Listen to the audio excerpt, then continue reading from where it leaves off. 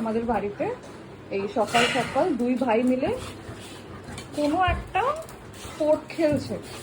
না, আমি এটাকে স্পোর্ট কেন বলছি, কাজ এটা এক্স্যাক্টলি সকালবেলা এই টাইমটাতেই এরা দুজন মিলে করে, তো আমি এটাকে স্পোর্টই বলছি। কাজ আমার যেটা মনে হচ্ছে ওরা নিজেদের স্কিলসগুলোকে এনহ্যান্স করার জন্যই এই প্র্যাকটিসটা করছে।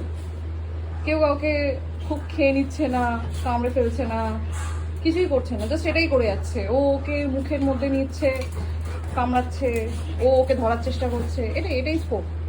অনেকবার ছাড়ানো হয়েছে, তারপরেও এটা করছে। আর এটা ঠিক এক্স্যাক্টলি আর 15-20 মিনিট চলবে, তারপরে চলবে না।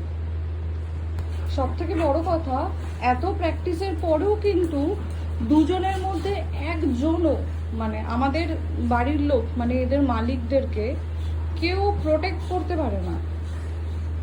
যদি কোনো বাইরের কোনো কুকুর এদেরকে তাড়া করে না, এই বড়টাকে যেটাকে দেখছো, ও চোখ বন্ধ করে চুপচাপ থরথর করে দাঁড়িয়ে কাঁপে, আর এই ছোটটাকে দেখছো, সে মালিকের গা বেয়ে উঠে যাবে।